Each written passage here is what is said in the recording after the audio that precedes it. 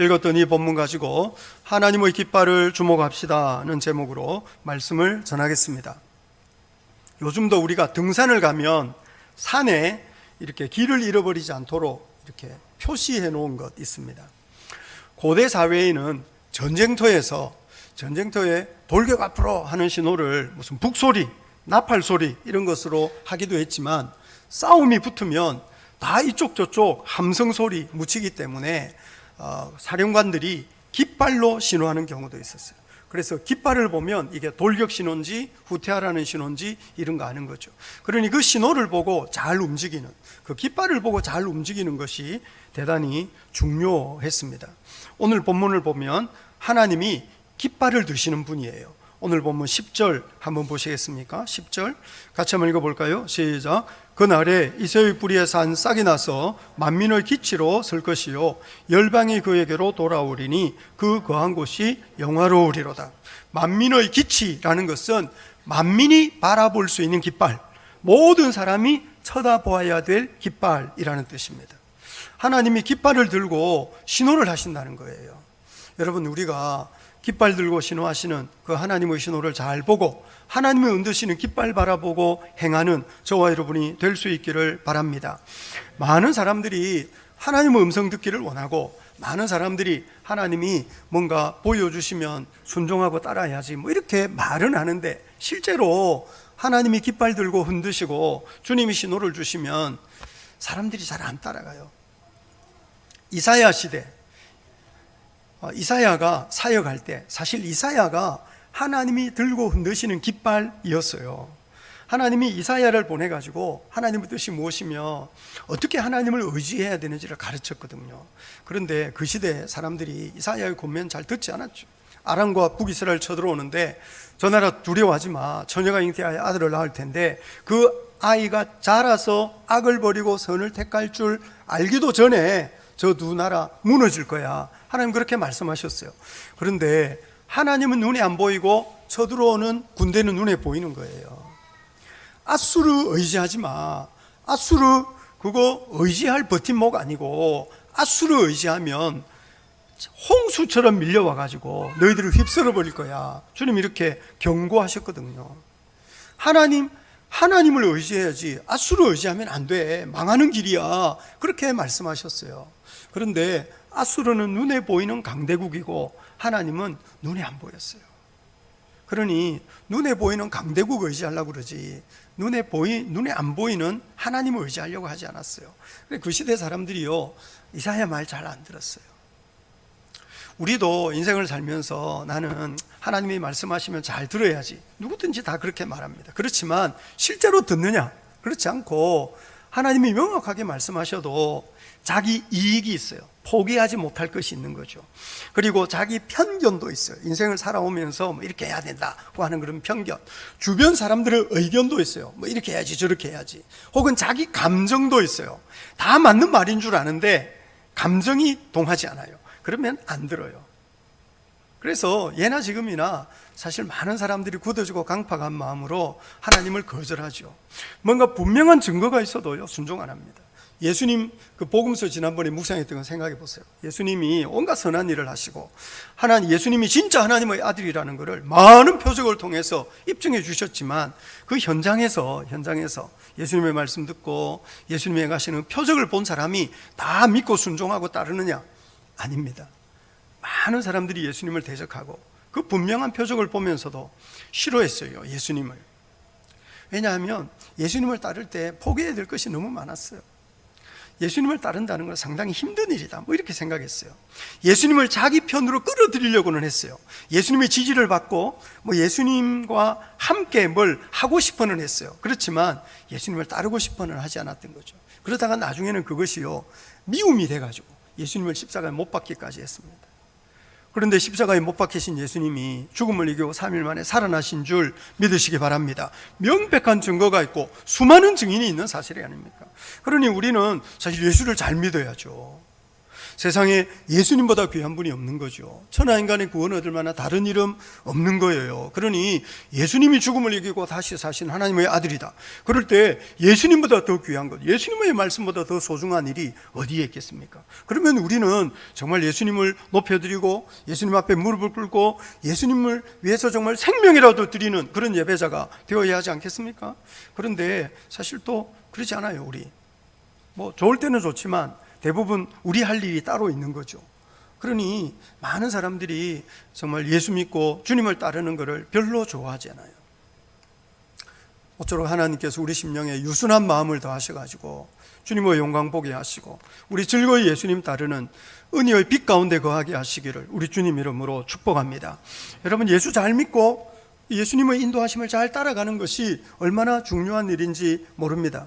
오늘 본문 10절 다시 한번 보시겠습니까? 10절 같이 한번 읽어볼까요? 시작. 그날에 이새의 뿌리에서 한 싹이 나서 만민의 기치로 설 것이요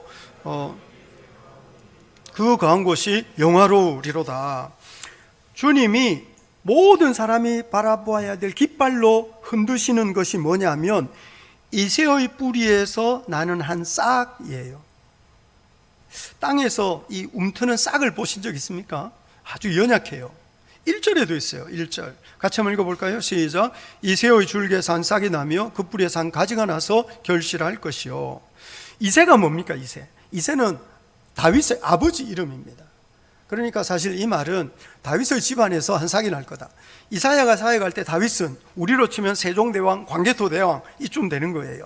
옛날 사람이에요. 이미 다 죽고 없어졌어요. 그런데 다윗의 후손 중에 이새의 뿌리에서 한 싹이 날 거다. 싹이라고 말하는 이유는 어제 우리가 묵상했던 10장 33절 34절 때문이에요. 33절 34절 어제 묵상했던 거 같이 한번 읽어볼까요? 시작. 보라, 주 만군의 여호와께서 혁혁한 위력으로 그 가지를 꺾으시리니 그 장대한 자가 찢길 것이요 높은 자가 낮아질 것이며 쇠로 그 빽빽한 숲을 베시리니 레바논이 권능 있는 자에게 배임을 당하리라. 아수르의 군사력을 말하는 거예요. 아수르의 군사력은 거대한 숲으로 이루어진 빽빽한 숲과 같다는 거예요. 거대한 나무로 이루어진 빽빽한 숲과 같다는 거죠. 그런데 거대한 나무로 이루어진 빽빽한 숲에 비하면 움터오는 싹 진짜 연약하죠. 그렇지만 세상을 뒤집어 버리는 것은 이새의 줄기에서 돋아나는 한 싹이라는 거예요. 성경이 얼마나 역설적으로 하나님이 하시는 일을 강조하는지 몰라요. 이사야 9장 5절 6절 한번 보시겠어요? 이사야 9장 5절 6절 성경 한번 찾아보시죠. 이사야 9장 5절 6절입니다. 같이 한번 읽어볼까요? 시작. 어지러이 싸우는 군인들의 신과 피 묻은 겉옷이 불의 섭같이 살라지리니 이는 한 아기가 우리에게 낳고 한 아들을 우리에게 주신 바 되었는데 그 어깨에는 정사를 메었고 그 이름은 기묘자라 모사라 전능하신 하나님이라 영존하시는 아버지라 평강의 왕이라 할 것임이라. 아기와 군인의 싸움에 누가 이깁니까? 이게 싸움이 됩니까? 그런데 거대한 군대를 아기가 이긴다 이렇게 말씀하시는 거예요. 하나님이 일하시면 세상이 뒤집어지는 거죠. 하나님이 깃발을 드시면 세상이 뒤집어져요. 그래서 큰 군대라도 아기가 물리치고 거대한 나무로 이루어진 빽빽한 숲이어도 싹을 이길 수 없는 거예요. 하나님이 하시면, 하나님이 깃발을 드시면. 그래서 하나님이 드는 깃발, 하나님이 들고 흔드시는 깃발 바라보라는 거죠. 선지자의 말은요, 그 시대의 상황에 대해서 하는 말이에요. 그래서 이사야가 이런 이야기할 때 아람과 북이스라엘 쳐들어오고 아수르가 막 온 세상을 지배하고 이럴 때 야, 저런 군대, 이방 군대 말고 하나님 이렇게 말씀하시는 거예요.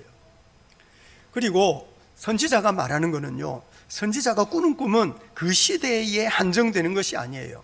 이사야를 쭉 읽으면 우리도 이사야 읽고 있잖아요. 그러니 이사야 선지자는 그 시대 사람들에게만 하는 것이 아니고 오고 오는 모든 믿음의 세대에 대하여 하는 말이에요.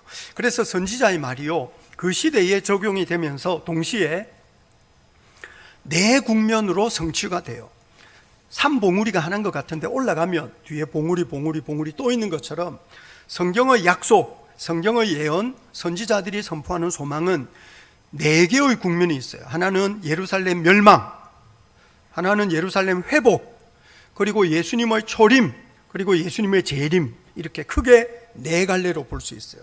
그래서 성경을 읽을 때 성경의 약속, 선지자들의 이 소망이 이 네 차례에 걸쳐서 이루어진다. 그래서 어떤 말씀은 그 시대의 상황에 대한 말씀이고, 어떤 말씀은 예루살렘이 멸망될 것에 대한 말씀이고, 어떤 경우에는 포로되었던, 쫓겨갔던 사람들이 돌아오는 상황에 대한 말씀이고, 오늘 읽었던 본문에도 그런 게 있어요. 그리고 또 예수님이 오실 것에 대한 말씀, 예수님이 다시 오실 것에 대한 말씀, 선지자의 설교가 그렇게 여러 측면으로 다양한 방식으로 중증적으로 성취가 되고 이루어진다는 것을 염두에 두고 우리가 구약 성경을 읽어야 돼요. 그래서 이사야가 말하는 한 아기는 정말 이사야 당시에 처녀가 잉태해서 한 아이가 태어났어요. 그리고 그 아이가 자라서 악을 버리고 선을 택할 줄 알기도 전에 두 나라 아람과 북이스라엘 망하고, 그리고 악을 버리고 선을 택할 줄 알 때 이 사람들이 아수르도 무너지고, 그러면서 하나님이 주시는 회복을 누리게 된 거죠.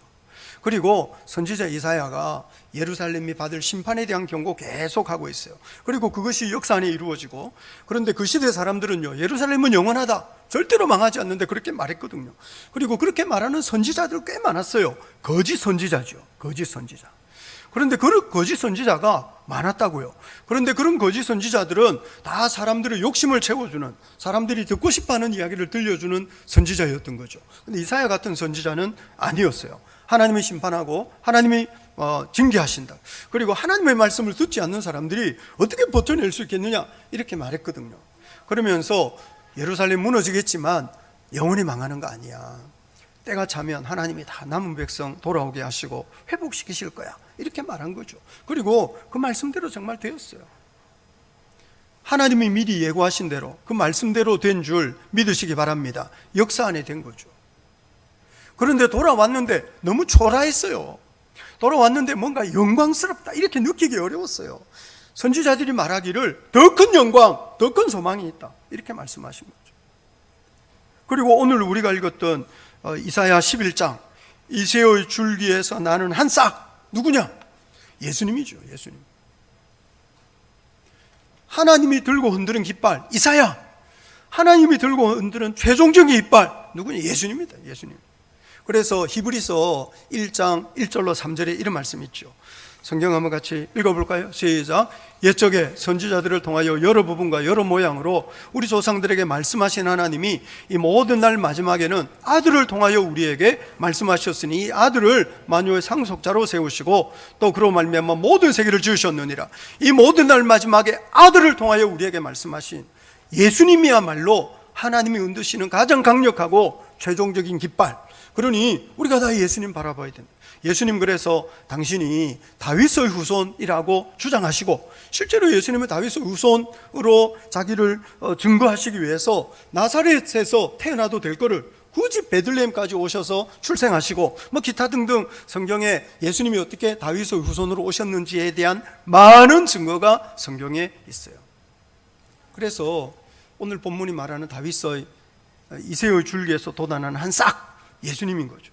우리가 예수님 바라봐야 돼요. 우리가만 바라볼 것이 아니고 세계 모든 민족, 모든 열방이 다 예수님을 바라보아야 하는 거죠. 그래서 오늘 본문을 읽으면요, 예수님을 통해서 우리가 누릴 수 있는 은혜가 어떤 것인지에 대해서도 말해요.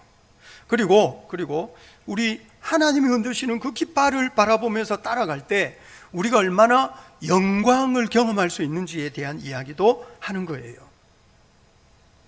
예수님은 그야말로 성령으로 충만하신 분이었어요. 오늘 본문대로 하자면 2절 한번 보시겠어요? 2절부터 3장 상반절까지 한번 읽어봅시다. 시작. 그 위에 여호와의 영, 곧 지혜와 총명의 영이요 모략과 재능의 영이요 지식과 여호와를 경외하는 영이 강림하시리니 그가 여호와를 경외함으로 즐거움을 삼을 것이며, 예수님은 여호와를 경외함으로 즐거움을 삼은, 여호와를 경외하는, 하나님의 말씀을 듣고 순종하고 혹은 사명을 따라 사는 것이 전혀 힘들지 않은, 여기서 여호와 경외함을 즐거움으로 삼는다는 것은요, 문자적으로 여호와 경외를 호흡한다, 이런 의미가 있어요. 즐거움으로 삼는다는 호흡. 예를 들면 이런 거예요.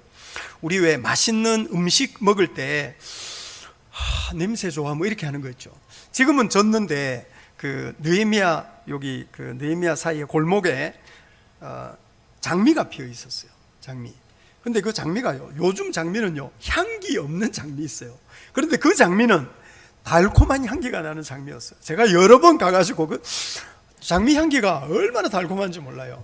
그러니까 여기에서 여호와 경외하를 즐긴다고 하는 히브리어 문자적인 의미가 이렇게 호흡하면서 숨을 쉬면서 좋아한다는 거죠. 예를 들면 우리 맛있는 커피, 향 좋아. 뭐 빵집에 가면 와, 이 향 좋아. 뭐 이렇게 하는 것처럼 너무 즐거워하고 너무 행복해 하는 거예요. 가끔씩 보면 저한테 그렇게 질문하고, 목사님 요즘 힘드시죠? 이러면 저는요 별로 힘들지 않아요. 저는 뭐 설교 준비, 뭐 설교, 기타 등등 신방 가끔씩 보면 밤에 뭐 전화하고 이럴 때 그런 저희 힘들지 않아요. 뭐 어디 저는 이 아주 감사한 일을 하고 있는 거죠. 어떻게 보면 가장 행복한 일을 하는 거예요. 물론 그렇다고 해서 우리 목사님은 맨날 즐거워해요. 제가 즐거워요.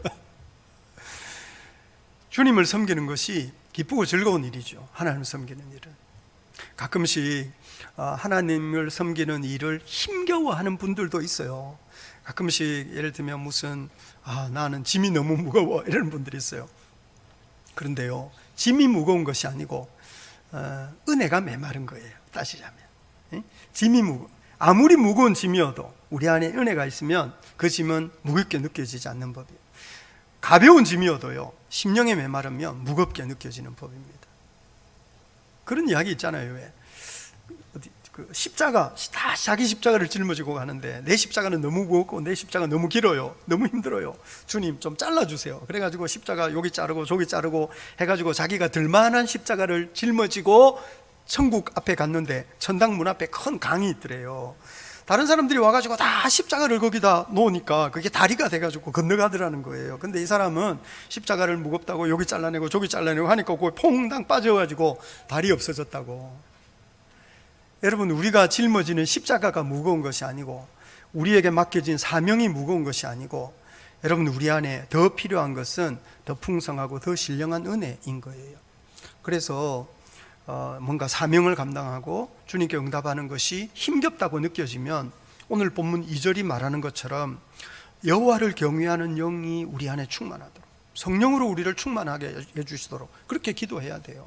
그래서 예수 믿고 신앙생활하고 그 사명에 응답하면서 주님 따라가는 삶이 우리 인생의 큰 기쁨 될 수 있게 되기를 우리 주님 이름으로 축복합니다. 예수님이 그런 분이셨고 우리를 그런 삶으로, 여호와 경외를 즐기는 삶으로 우리를 초대하시는 거예요. 그리고 또 우리 주님이 어떤 분이시냐 하면 3절 중간부터 보시면 3절 중간부터 4절까지 한번 읽어볼까요? 시작. 그의 눈에 보이는 대로 심판하지 아니하며 그의 귀에 들리는 대로 판단하지 아니하며 공의로 가난한 자를 심판하며 정직으로 세상의 겸손한 자를 판단할 것이며 그 입의 막대기로 세상을 치며 그 입술의 기운으로 악인을 죽일 것이며 공의로 허리띠 삼고 성실로 몸의 띠를 삼는다 하셨는데, 하나님은요 겉모습으로 사람을 판단하지 않으세요. 다른 사람이 볼 때는 초라하고 별 볼 일 없는 사람처럼 보여요. 그렇지만 주님은 연약한 영혼을 다 품어주시는 거예요. 오늘 본문에 4절에 가난한 자, 겸손한 자라는 말이 있는데, 고대 사회의 가난한 사람은요 그야말로 대접을 받지 못했어요. 우리는 겸손 이렇게 할 때, 예를 들면 박용태 목사는 겸손한 사람이야 이렇게 말하면 그거는 욕인가요? 칭찬인가요? 그거는 칭찬입니다. 우리는 겸손을 인격을 나타내는 단어로 사용해요.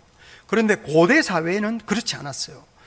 겸손이라는 문자적인 의미는 굽실거린다는 말이에요. 그래서 이 사람은 너무 가진 것이 없고 연약해가지고 굽실굽실하면서 남의 눈치를 보면서 살 수밖에 없는 사람을 가리키는 거예요. 가진 것이 아무것도 없고 행세할 만한 것이 아무것도 없어서 굽실굽실거리면서 남의 눈치를 보고 살아야 될 사람인데, 주님은 겉모습으로 판단하지 않으시고 그 연약한 사람을 다 품어주신다고 하는 거예요. 더욱이 주님은 오늘 본문 4절을 보시면 심판하시고 판단하시는 분이에요. 심판, 판단하셔요. 어떻게 심판, 어떻게 판단하시느냐? 4절 하반절에 입의 막대기 그 입술의 기운. 입의 막대기 입술의 기운이 뭘까요? 이것은 말씀의 능력을 가리키는 거예요. 요한계시록 1장 16절에 이런 말씀이 있어요. 같이 한번 읽어볼까요? 시작. 그의 오른손에 7 별이 있고 그 입에서 좌우에 날선 검이 나오고 그 얼굴은 해가 힘있게 비치는 것 같더라. 예수님의 입에서 어떻게 칼이 나와요? 이거는 하나님의 검, 이것은 말씀을 가리키는 거예요. 그래서 이 말씀을 가지고 요한계시록 2장에 보시면 회개해라. 그렇지 않으면 내가 네게 속히 가서 내 입의 검으로 그들과 싸우리라. 회개하지 않는 악한 사람들과 싸우고 그 입의 막대기, 그 입술의 기운으로 악인을 죽이는데 누가 악인이냐? 연약한 사람을 돌볼 줄 모르는 사람이 악인이에요. 이사야서 10장 1절 2절 한번 보시겠어요? 이사야서 10장 1절 2절 성경 한번 찾아보시겠어요? 같이 한번 읽어볼까요? 시작.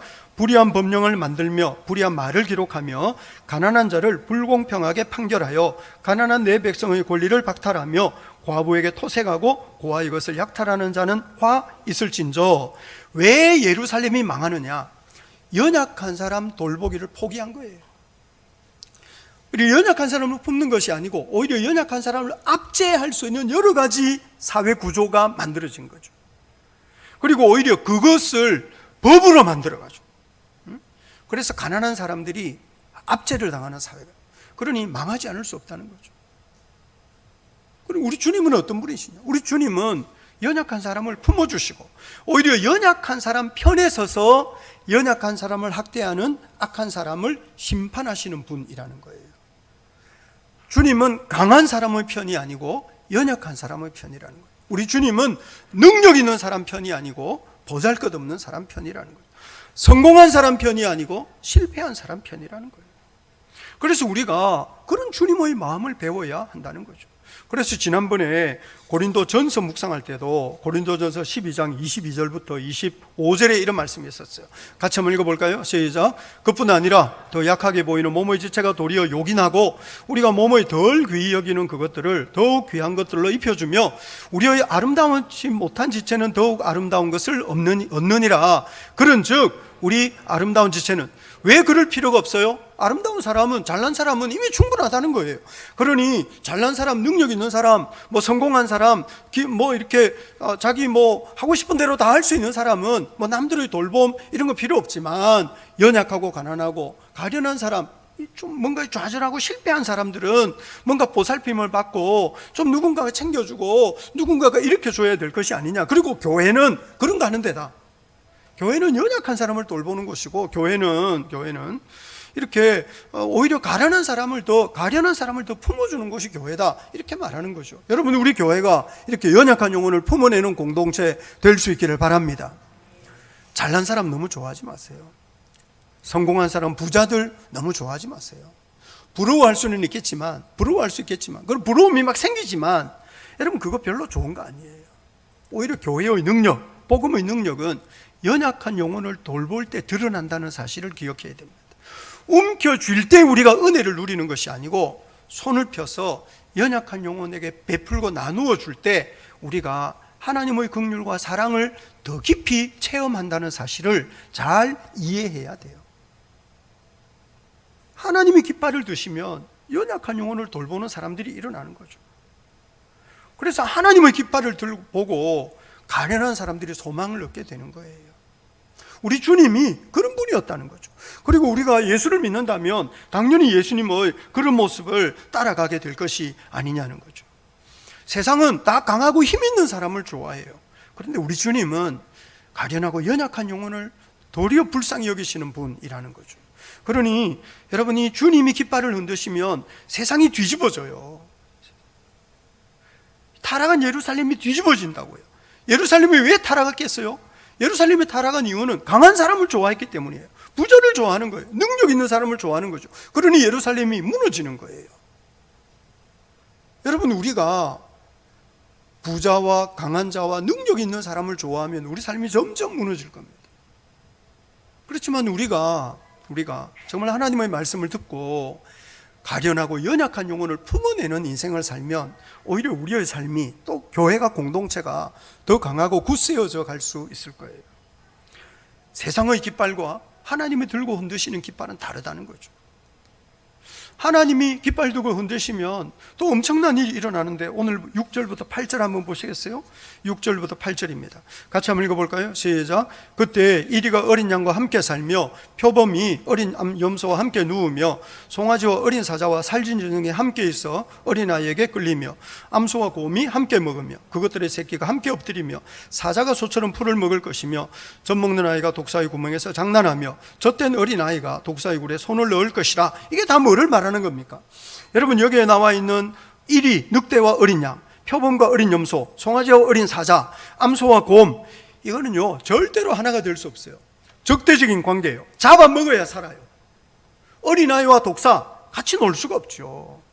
여러분, 그런데 이런 적대적인 관계가 다 해소가 되고 절대로 하나 될 수 없는 사람이 같이 놀게 된다는 거예요.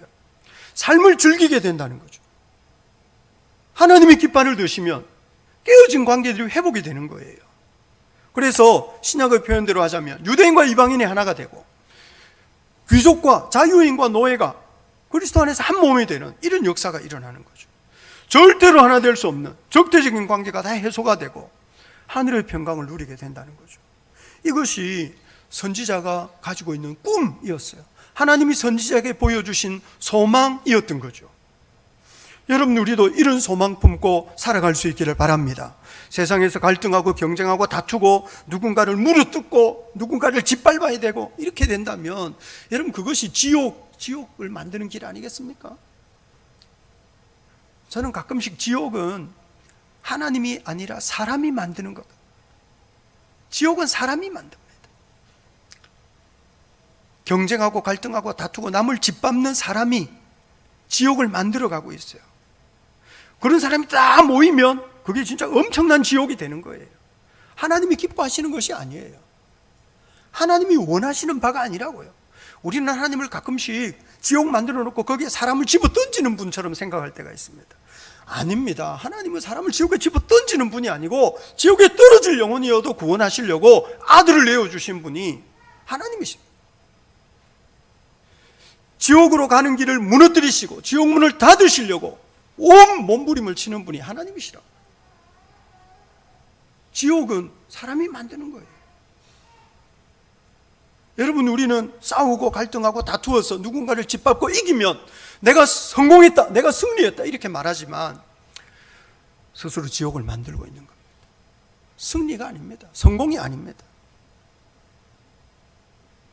얼마나 많은 사람들이요, 성공이 아닌 것을 성공으로 착각하는 겁니다. 승리가 아닌데 승리라고 착각하는 겁니다. 진짜 승리는 십자가에 있습니다. 진짜 승리는 사랑에 있습니다. 진짜 성공은 섬김에 있고, 진짜 영광은 나눔과 베품에 있는 것이지, 남을 짓밟고 경쟁해서 갈등해서 이겨내 그리고 움켜쥐는 이것이 성공이나 승리가 아니라는 사실을 우리가 잘 기억해야 됩니다. 오늘 본문 9절 한번 보시겠습니까? 9절 같이 한번 읽어볼까요? 시작. 내 거룩한 삶 모든 곳에서 해됨도 없고 상함도 없을 것이니 이는 물이 바다를 덮은 것 같이 여호와를 아는 지식이 세상에 충만할 것입니다. 하나님을 알게 되면서, 하나님께 굴복하게 되면서, 하나님의 말씀에 순종하게 되면서 모든 고통과 아픔이 사라지게 된다는 거예요. 여러분, 그러니 우리가 하나님을 알고 그 하나님이 들고 흔드는 그 깃발 보고 따라가는 것이 얼마나 중요한 일이겠습니까? 원수된 사람들이라도요 회복이 되는 거예요. 오늘 본문 13절부터 14절 한번 보시겠습니까? 13절부터 14절입니다. 같이 한번 읽어볼까요? 시작. 에브라임의 질투는 없어지고 유다를 괴롭게 하던 자들은 끊어지며 에브라임이 유다를 질투하지 아니하며 유다는 에브라임을 괴롭게 하지 아니할 것이요 그들이 서쪽으로 블레셋 사람들의 어깨에 날아앉고 함께 동방 백성을 노력하며 에돔과 모압의 손을 대며 암몬 자손을 자기에게 복종시키리라. 에브라임은 북이스라엘의 별명입니다. 이를테면 전라도를 호남이라고 하는 것처럼 북이스라엘을 에브라임이라고 부르는 거예요. 여러분, 그런데 북이스라엘 에브라임과 남유다는 원수였어요. 적이었습니다. 지금 이사야가 사역할 때도 북이스라엘 쳐들어와서 지금 문제가 생긴 거거든요. 이를테면 우리 남한 북한 같습니다. 남한 북한. 그런데 맨날 서로 적으로 여기고 서로 총불이 겨누고 싸우다가 이제 하나님이 깃발을 드시고 그 깃발 앞에 나아가면 이제 하나가 되는 거예요. 동력자가 되는 거죠. 전에는 적이었는데 동력자가 돼가지고 오히려 진짜 하나님의 적들을 향해서 전쟁을 벌이고 함께 승리하고 이런 기쁨을 누리게 된다고 하는 거죠. 하나님이 새 일을 행하시는 거예요. 적대적인 관계가 해소가 되고 원수였는데 친구가 되고 전에는 싸웠는데 이제는 동력자가 되어가지고 함께 하나님의 부르심에 응답하게 되는 역사가 하나님의 깃발을 보고 달려갈 때 이루어진다고 하는 말이에요. 오늘 본문 12절 한번 보시겠습니까? 12절. 자, 같이 한번 읽어볼까요? 시작. 여호와께서 열방을 향하여 기치를 세우시고 이스라엘의 쫓긴 자들을 모으시며 땅 사방에서 유다의 흩어진 자들을 모으시리니, 하나님께서 열방을 향하여 기치를 세우실 때 이스라엘의 쫓긴 자들이 누굽니까? 예루살렘 무너지고 다 흩어진 사람들이어도 다시 회복이 될 거다, 이렇게 말씀하세요. 그 사람들이 회복이 될 때 마치 새로운 출애굽이 이루어지듯 할 거다, 이렇게 말해요. 15절 16절 한번 보시겠습니까? 15절 16절입니다 같이 한번 읽어볼까요? 시작. 여호와께서 애굽 해만을 말리시고 그의 손을 유브라데 하수 위에 흔들어 뜨거운 바람을 일으켜 그 하수를 쳐 7갈래로 나누어 신을 신고 건너가게 하실 것이라. 거기 남아있는 백성 곧 아수르에서 남은 자들을 위하여 큰 길이 있게 하시되 이스라엘이 애굽 땅에서 나오던 날과 같게 하시리라. 출애굽도 그 시대 사람들이 생각할 때는 불가능한 일. 그런데 하나님이 애굽의 10가지 재앙, 하나님이 홍해를 가르시고 하나님이 광야를 지나게 하시면서 출애굽 경험하게 하시고 가나안에 자리 잡게 하신 엄청난 구원이었어요. 이런 새로운 구원이 이루어질 거다. 그리고 이제 흩어진 사람들이 아수르에 잡혀가고 흩어진 바벨론의 포로가 되고 이러면서 다 열방으로 흩어졌는데 그 가로막던 길이 마치 홍해가 갈라진 것처럼 그 유브라데라도 7갈래 마른 길이 생겨가지고, 왜 7갈래냐? 7은 이스라엘 사람들이 생각할 때 우리 왜 사 싫어하는 것처럼, 우리 7 이러면 럭키 세븐 이러는 것처럼, 아마 좀 성경 문화하고 관계가 있는지 모르겠어요. 서양 문화가 상당히 성경에서 좀 이렇게 관계 있는 것도 있거든요. 그러니까 7이라고 하는 거는 딱 7길 아니고 많은 길, 충분한 길, 완전한 길이라는 뜻입니다. 하나님께서 강을 7갈래로 가르시고 마른 땅 되게 신발 신고 신을 신고 라는 이유는 마른 땅이 된 거예요. 물이 조금이라도 흐르면 신을 벗어야 되겠죠. 신을 신고 이거는 전혀 걱정 없이 건널 수 있는 커다란 대로가 생기게 할 거다. 그래서 마치 애굽에서 당당하게 나온 것처럼, 애굽 사람들에게 선물 받고 환송 인사 받고 나온 것처럼 하나님이 회복해 주실 거다, 이런 소망을 말씀하시는 거죠. 그런데 언제 그런 일이 일어나느냐? 10절 다시 한번 읽어볼까요? 10절 같이 한번 읽어볼까요? 시작. 그날에 이새의 뿌리에 산 싹이 나서 만민의 기치로 설 것이요 열방이 그에게로 돌아오리니 그가 거한 곳이 영화로우리라. 하나님이 깃발 드실 때 그런 일이 일어난다. 그런데 제가 말씀드린 것처럼 이거는 하나님께서 선지자 이사야를 통해서 보여주신 소망이었어요. 그 소망의 일부는 그 시대에 일어났어요. 진짜 북이스라엘과 아람은 무너졌거든요. 위협이 되지 못했어요. 아수르가 쳐들어왔지만 아수르가 홍수가 밀려와가지고 깔딱깔딱 여기까지 물이 찬 것처럼 위험했지만, 예루살렘 거의 포위가 되었지만 하나님이 18만 5천 하루아침에 물리치고 정말 임마누엘 날개, 홍수가 밀려와도 새는 홍수에 휩쓸리지 않아요. 날개가 있거든. 임마누엘이여 네 편은 날개가 편만하리라. 하나님은 마치 임마누엘 같아서 아수르가 홍수같이 밀려왔지만 하나님을 의지하는 사람들은 기도하면서 승리하고 살아났어요. 그 시대에 일어난 일이죠. 그리고 선지자가 말한 것처럼 예루살렘은 연약한 사람을 돌보지 않았기 때문에 결국 심판을 받아 망했어요. 무너졌어요. 거짓 선지자들은 예루살렘이 영원하다 그랬지만 거짓 선지자들의 주장이었을 뿐이지 하나님의 말씀은 아니었던 거죠. 그 시대 사람들은 예루살렘 무너지면 하나님 죽는 줄 알았어요. 예루살렘은 하나님 없어지는 줄 알았어요. 신들의 싸움이었어요. 아수르의 신, 그리고 하나님 이스라엘의 신 싸워가지고 이스라엘의 수호신이 지켜주지 못한 거예요. 그러면 이스라엘 무너지면 수호신도 없어져요. 그런데 그거 아니라는 거죠. 오히려 아수르는 하나님이 들고 쓰시는 막대기, 도구, 하나님이 들고 쓰시는 도끼, 톱 같은 거다. 그래서 하나님이 불러오신 거다. 아수르가 군대가 커서 군사력이 강해서 지는 거 아니고 하나님이 아수르를 통해서 연약한 자 섬기기를 포기한, 하나님의 깃발에 순종하지 않은 하나님의 백성을 심판하시는 거다, 이렇게 말했거든요. 진짜 심판이었어요. 그리고 그 심판이라는 것이 확실한 이유는 70년이 차고 난 뒤에 정말 오늘 본문이 말하는 것처럼 쫓겨났던 하나님의 백성들이 돌아온 거예요.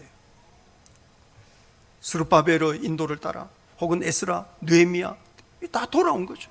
그리고 나라를 다시 회복해요. 그거는요, 이를테면 죽은 자가 살아나는 것과 마찬가지로 그 시대는 불가능한 일이었어요.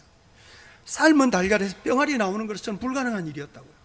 여러분, 그렇지만 하나님이 깃발을 드시면 하나님이 승리하시는 줄 믿으시기 바랍니다.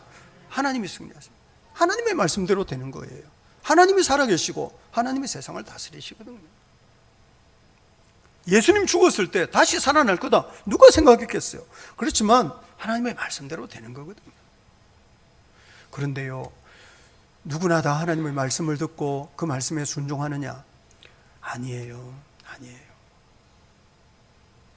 이사야 시대에도 이사야의 말을 듣고 순종하는 사람이 있었겠지만 대부분은 웃기는 소리 하지 마라 그랬어요. 눈에 안 보이는 하나님을 어떻게 믿을 수 있느냐? 아수르 눈에 보이는 힘이었어요.